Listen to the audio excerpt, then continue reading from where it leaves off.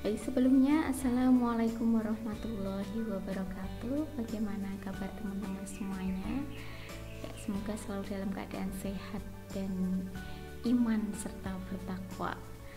Oke, untuk kesempatan hari ini, materi kita yang ketiga untuk pendidikan agama Islam, kita akan membahas mengenai iman dan takwa. Sebelumnya Ibu akan menjelaskan kenapa kita harus mempelajari materi ini, materi keimanan dan ketakwaan. Bukankah mengenai iman dan takwa itu ada di dalam hati, dan kita tidak bisa melihat keimanan dan ketakwaan seseorang, kita pun tidak bisa menilainya. Karena apa? Karena yang bisa menilai keimanan dan ketakwaan seseorang itu hanya Allah. Ya, tepat sekali. Jadi hati itu menjadi kunci utama untuk menekankan saklar-saklar gen baik. Dari hatilah akan tercermin akhlak yang baik. Dari hati pula lah akan tercermin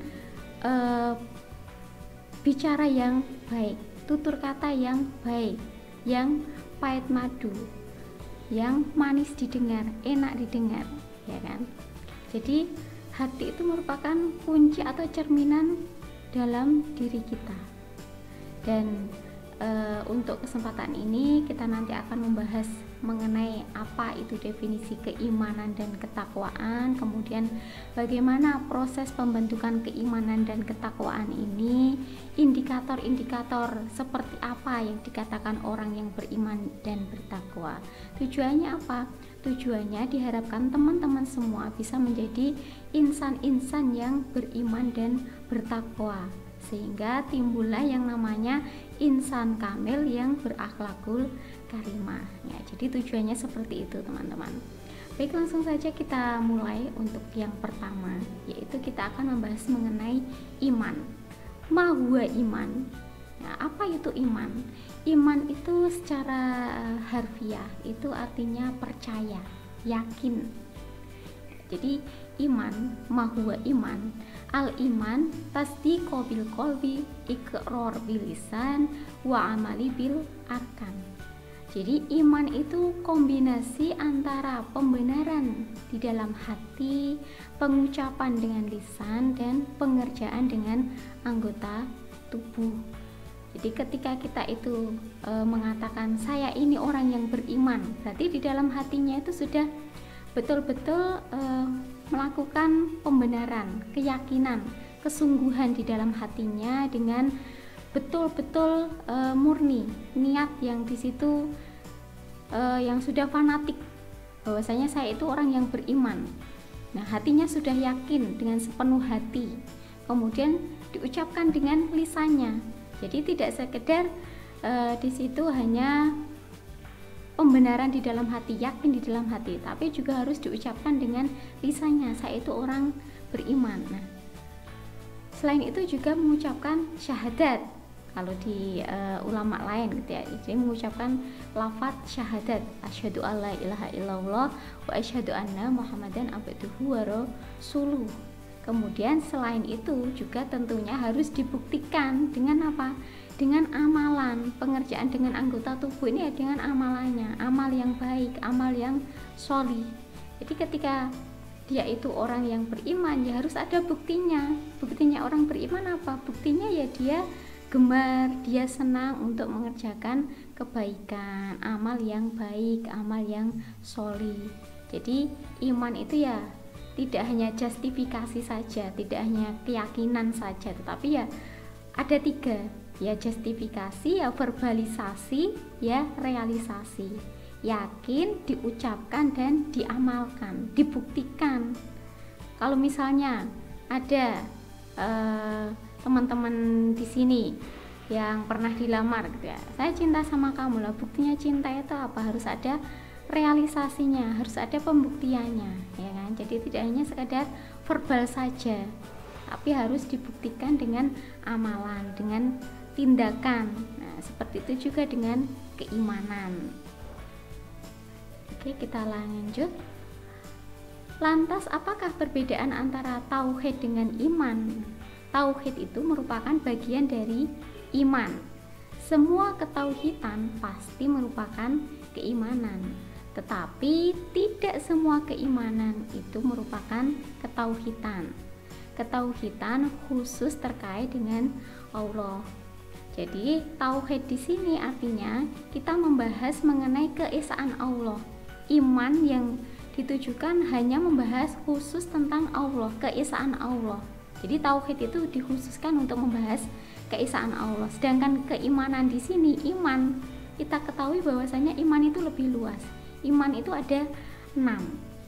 Nah, selain itu ada juga keimanan yang uluhiyah, rububiyah dan lainnya.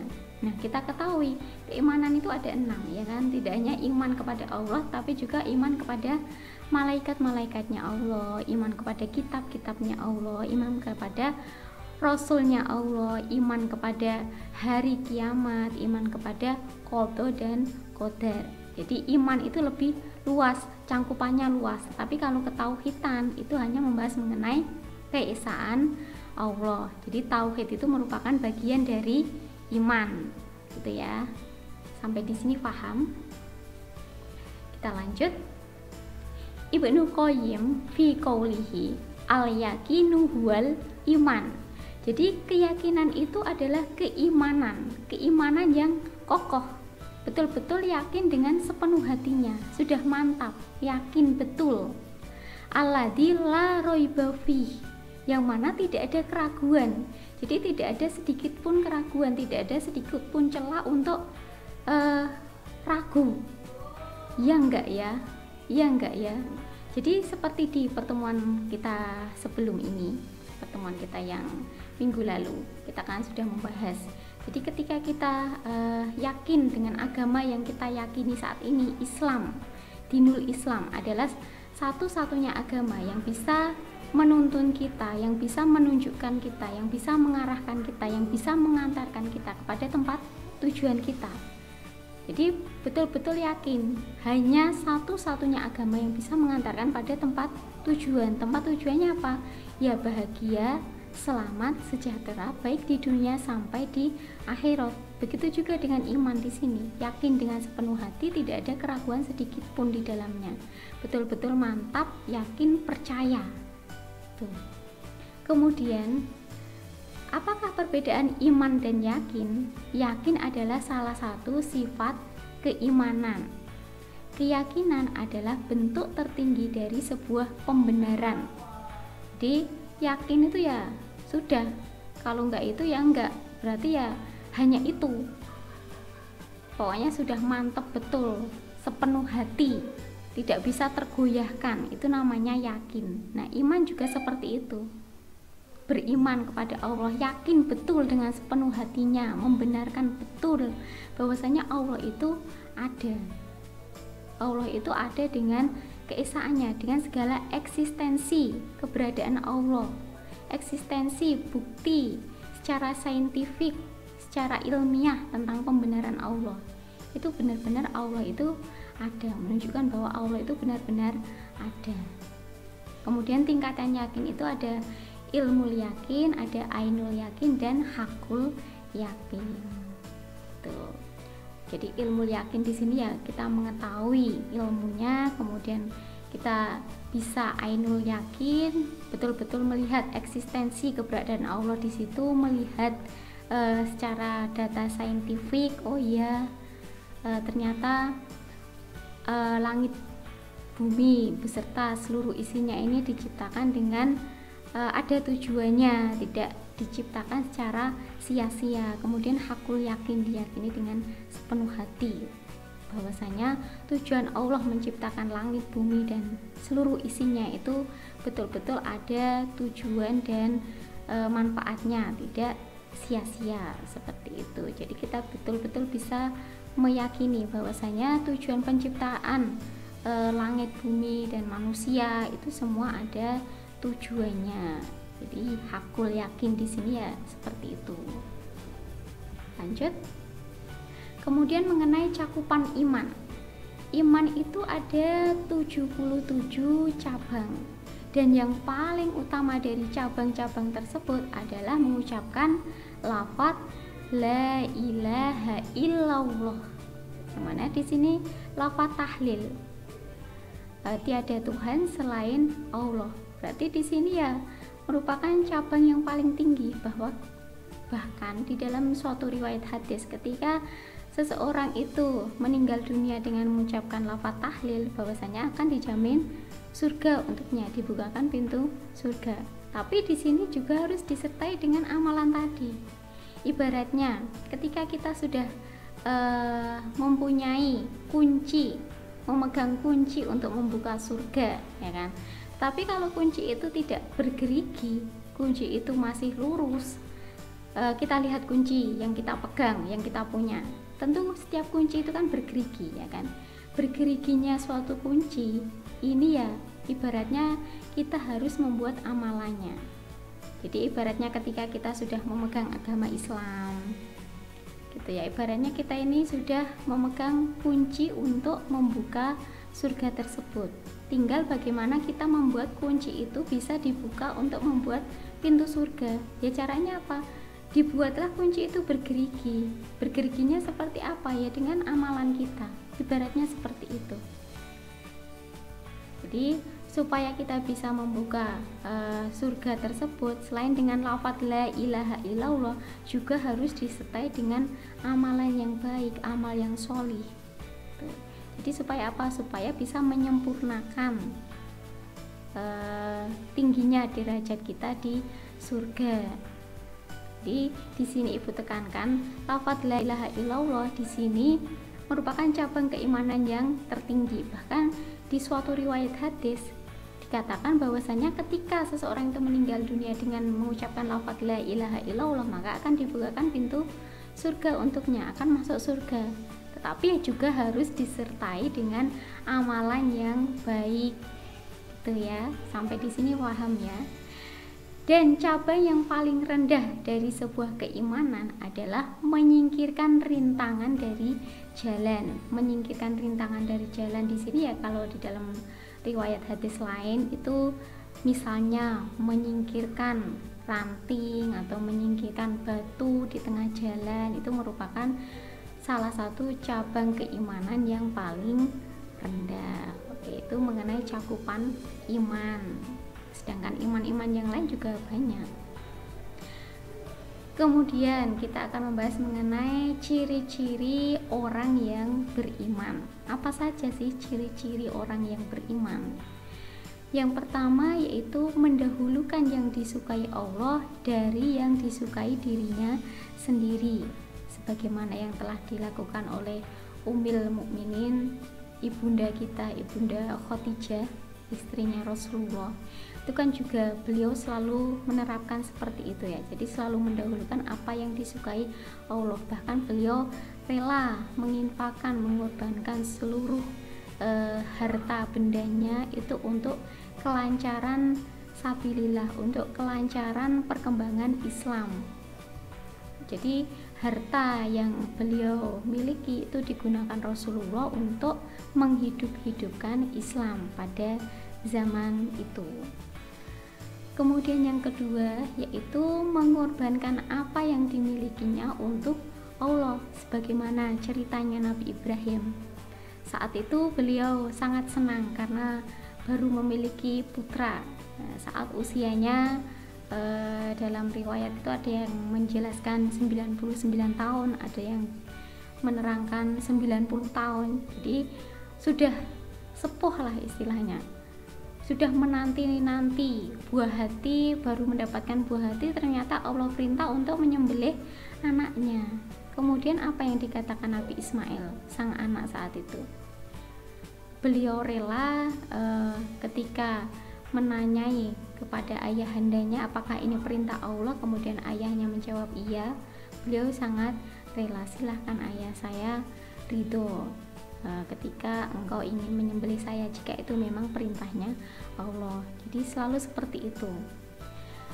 Kemudian yang ketiga, mencintai yang mencintai Allah dan membenci yang membenci Allah. Yang keempat, ridho dengan qada dan qadarnya Allah.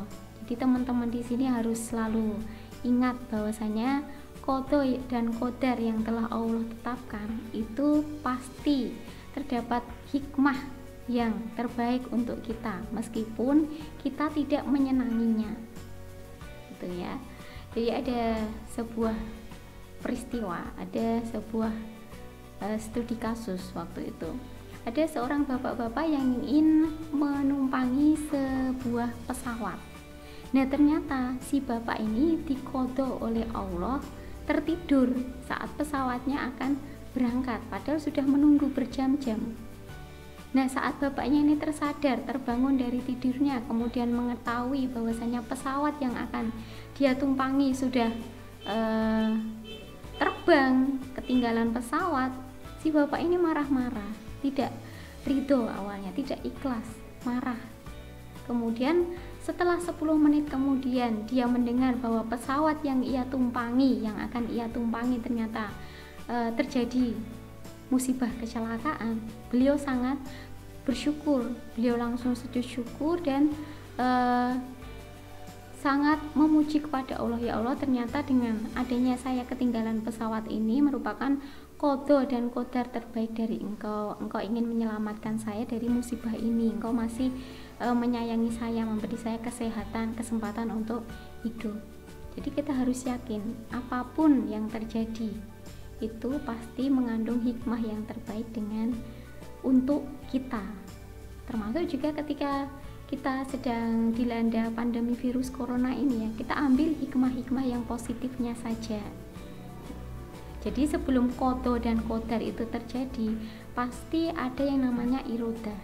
Jadi irodah itu perjalanan untuk menuju qada dan qadar. Nah, di dalam irodah itu ya ada usaha dan doa dari kita. Jadi sebelum qada dan qadar itu terjadi, kalau sudah terjadi ya kita ikhlas, ridho, yakin pasti ada hikmah yang terbaik. Tapi kalau belum terjadi itu kan masih bisa kita ubah dengan apa? Dengan usaha dan doa kita. Itu ya. Jadi kita di sini ya jangan hanya pasrah seperti itu saja, tapi harus disertai dengan usaha dan doa ketika kita ridho dengan qada dan qadarnya Allah. Ketika sudah usaha dan doa yang terjadi ternyata tidak sesuai dengan ekspektasi kita, tidak sesuai dengan yang kita inginkan, ya kita ridho bahwasanya pasti ada hikmah terbaik yang diberikan Allah untuk kita. Jadi untuk menyikapi qada dan qadar seperti itu. Jadi bukan berarti pasrah seperti itu aja. Semua sudah digariskan Allah, ya. Tetapi di situ tetap harus disertai dengan usaha dan doa kita. Tuh. Lanjut, ciri yang selanjutnya yaitu berlomba dalam melakukan kebaikan. Jadi senang untuk melakukan kebaikan. Kemudian tenang ketika menghadapi musibah. Nah, apa itu musibah? Ma huwa musibah. Jadi musibah itu adalah sesuatu yang tidak menyenangi terhadap diri kita, yang tidak kita senangi, sesuatu yang menimpa pada kita yang tidak kita senangi, itu merupakan musibah. Jadi yang namanya musibah itu ya, kalau dalam riwayat hadis itu dari yang namanya piring pecah sampai kekasih pisah, itu merupakan yang namanya musibah. Jadi yang kecil maupun yang besar ya itu musibah. Jadi besar kecilnya musibah yang akan dihadapi orang itu ya sesuai dengan tingkat derajatnya seseorang, keimanannya seseorang. Ketika kita lolos dengan musibah yang diberikan Allah, berarti kita lolos menghadapi ujian tersebut akan mendapatkan derajat yang tinggi. Ibaratnya pohon, semakin tinggi pohon maka angin yang menerpanya juga semakin kuat. Nah, seperti itu. Jadi kita harus tetap tenang dalam menghadapi musibah, disertai dengan ikhtiar, tawakal, doa, dan jangan lupa untuk selalu senyum, selalu yakin, selalu ingat bahwasanya Allah telah menetapkan qada dan qadar untuk kita yang mana itu terbaik untuk diri kita, meskipun mungkin kita tidak menyenanginya. Kemudian selalu yakin kepada Allah, yakin untuk mendapatkan pertolongannya Allah, kemudian senang berbuat kebaikan dan susah untuk berbuat kemaksiatan. Kenapa orang yang beriman di sini senang berbuat kebaikan? Sebagaimana ayat-ayat di dalam Al-Quran, ada ratusan ayat dalam Al-Quran di situ selalu menggandeng kata iman dan amal solih. Innalladzina amanu wa amilus solihat. Jadi di situ selalu diterangkan seperti itu. Jadi memang gandengannya orang yang beriman itu ya senang untuk berbuat kebaikan, senang beramal solih. Itu merupakan ciri atau tandanya orang yang beriman. Nah, seperti tadi, mengatakan iman ya harus ada realisasinya, tindakan konkretnya, amalannya. Jadi jangan hanya sekedar verbalisasinya saja, harus dibuktikan dengan amalannya, tindakannya, seperti itu. Nah, cocok ini dalam Al-Quran kan juga seperti itu. Innalladzina amanu wa amilus solihat. Jadi memang gandengannya orang yang beriman tuh ya senang untuk berbuat kebaikan. Lanjut, sekarang kita akan membahas mengenai takwa. Takwa, wakoyaki wikoya. Takwa artinya menjaga. Takwa artinya takut. Takwa artinya penghalang. Nah, menjaga, takut atau penghalang di sini artinya apa? Ya menjaga dirinya dari siksa api neraka. Takut akan siksa-siksanya Allah, penghalang dari dirinya dan api neraka. Jadi takwa di sini artinya takut atau menjaga atau penghalang seperti tadi. Nah, bedanya ketika seseorang itu takut dengan Allah dan takut dengan selain Allah, itu sangat berkebalikan.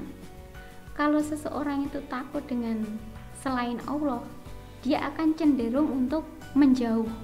Takut dengan ular, takut dengan harimau, takut dengan wewe gombel, takut dengan apa gitu. Pasti dia akan cenderung untuk menjauh, tidak ingin mendekat, bahkan menghindari jalan yang mengarah ke tempat itu, ya kan? Jadi cenderung untuk menghindar, menjauh. Tetapi berbeda di sini ketika seseorang itu takut kepada Allah, dia justru akan semakin mendekat dengan Allah, semakin mendekatkan dirinya dengan Allah, DP dengan Allah. Jadi kalau takut kepada Allah itu cenderung untuk mendekatkan diri, untuk menjadi kekasihnya Allah, untuk lebih dekat lagi dengan Allah. Jadi takut pada Allah di sini dengan cara mengerjakan apa yang diperintahkan Allah dengan sakpol kemampuannya dan menjauhi sejauh-jauhnya apa yang menjadi larangan Allah. Tujuannya apa? Tujuannya ya tadi, untuk menghindarkan dirinya dari siksaan Allah, dari siksaan api neraka. Jadi takwa di sini artinya seperti itu. Bisa diartikan menjaga, bisa juga diartikan takut dan juga penghalang. Kemudian takwa di sini merupakan parameter kemuliaan seorang hamba.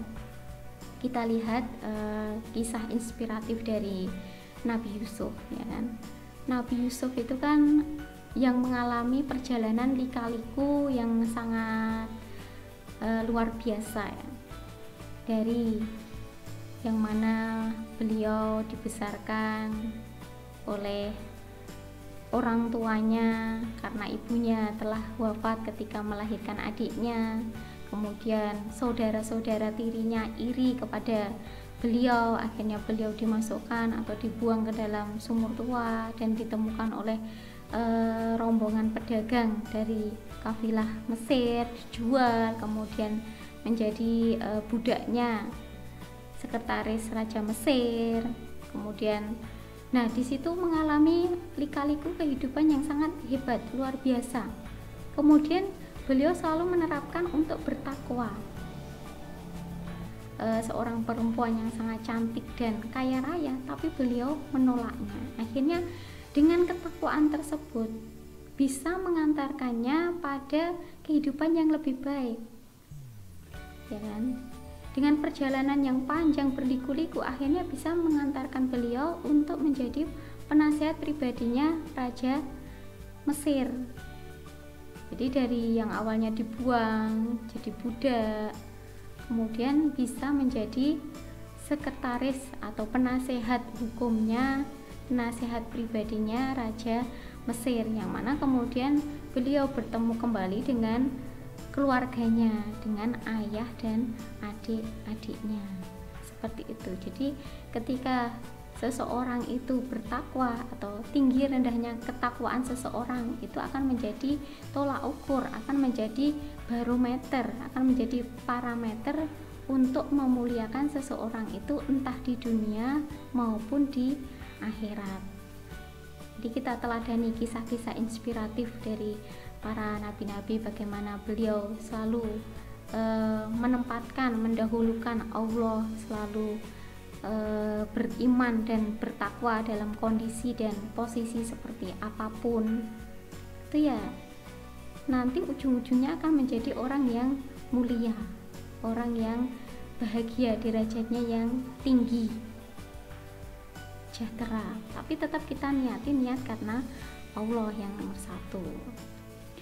Kemudian untuk ciri-ciri orang yang bertakwa, ciri-ciri orang bertakwa, yang pertama beriman kepada yang gaib. Yang gaib di sini artinya ya hari kiamat, maksudnya hari kiamat yang gaib di sini.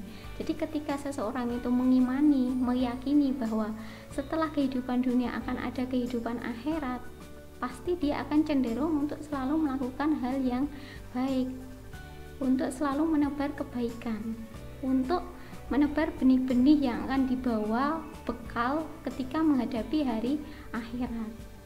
Kemudian yang kedua, mendirikan sholat. Mendirikan sholat di sini ya tidak hanya melaksanakan sholat, tetapi juga menjaga ketertibannya, tertib waktunya, menjaga kekhusyuannya, dan lain sebagainya.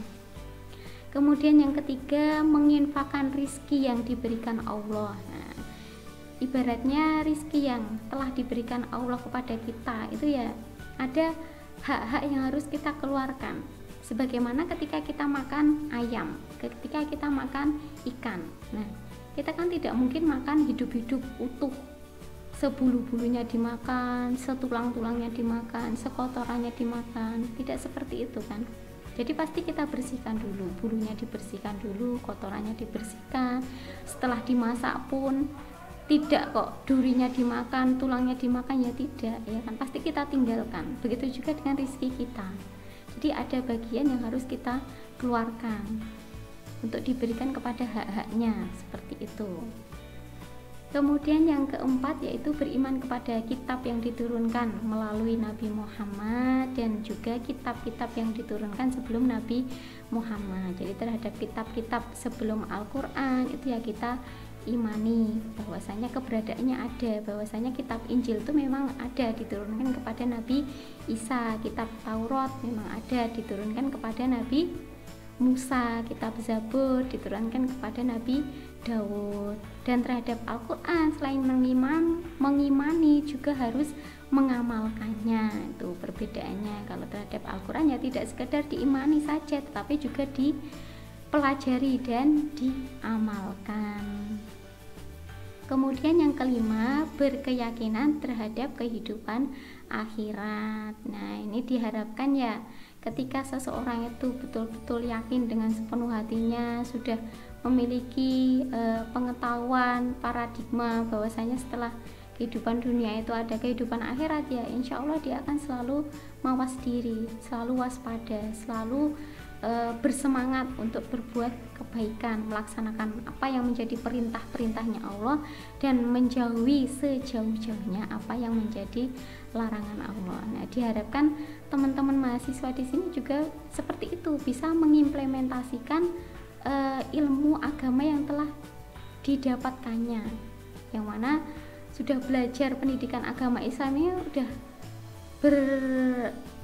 berapa tahun, udah lebih dari 12 tahun ya Ibu Rosa. Jadi ya diharapkan tidak hanya sekedar menjadi teori, tapi bisa diimplementasikan, bisa dipraktekkan, sehingga kalian bisa terwujud yang namanya pribadi yang profesional, religius, dan juga selalu berakhlakul karimah, menerapkan tutur kata yang baik. Jadi Ibu harapkan kalian semua bisa menjadi insan yang seperti itu.